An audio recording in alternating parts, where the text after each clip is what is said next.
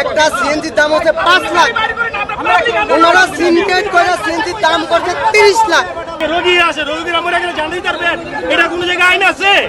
আমার কথা হচ্ছে আপনারা আন্দোলন করেন, যখন মিটারটা যখন পাস হয়েছে তখন আপনারা আন্দোলন করেন গেলে এখন আপনি মিটারে চলবেন, মালিকরা কোন যে আপনি জমা কমাই দিতে আপনি জমা কাছে চালান, আপনি চালান সমস্যা নাই। কারণ আপনাদের এত বড় একটা চক্কর একটা মাঝে জায়গার মধ্যে আপনি বন্ধ করে বেরিয়ে দিচ্ছেন।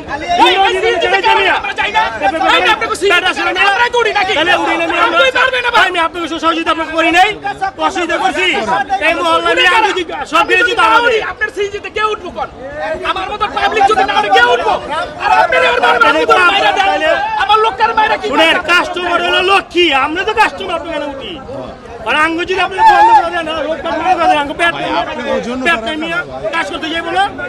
রোগী আছে, রোগীরা মরে গেলে জানতেই পারবেন এটা কোনো জায়গায় আইন আছে? আপনি অ্যাম্বুলেন্স ছাড়বেন না, রুগী ছাড়বেন না জায়গায় অ্যাম্বুলেন্স আইব কেমনে? জাম লাগলে আপনি আইব অ্যাম্বুলেন্স উড়াল দিয়ে আইব কোন ফিরাজ অ্যাম্বুলেন্সটা আজ উড়াল দিয়ে আইব মেয়ে আমার ইমার্জেন্সি রুগী আছে আমি দেখছি আপনি মারতে পারি আপনি সিএনজি বন্ধু উঠে গেলে আমরা উঠি না সবাই উঠি তো সব উঠে আপনি সবাইকে আপনি ই করলেন কেন লেগা হস্তক্ষেপ করলেন কেন লেগা সবার হক তুলে আপনি মারলেন। আমরা তো আপনাদের পক্ষে, আমরা তো আপনাদের বিপক্ষে না। আমরা যা করতেছি সাধারণ যাত্রীদের জন্য ভালোর জন্য করতেছি। বলে কেমন ভালোর জন্য করতেছি?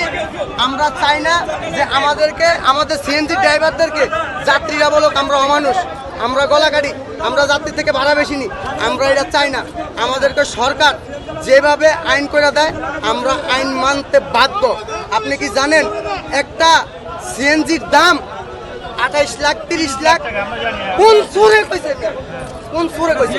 3 লাখ টাকা একটা সিএনজির দাম হইছে, একটা সিএনজির দাম হইছে ভাই একটা এক মিনিট বলি, একটু ভাই একটু এক মিনিট বলি ভাই, ওনারা তো কেমনে বাড়াইছে আমি বলি। একটা সিএনজির দাম হচ্ছে 5 লাখ, ওনারা সিন্ডিকেট করে সিএনজির দাম করছে 30 লাখ। 30 লাখ ঠিক আছে, জমা হয়েছে 900 টাকা, সরকার করে দিচ্ছে 900। মালিক আমাদের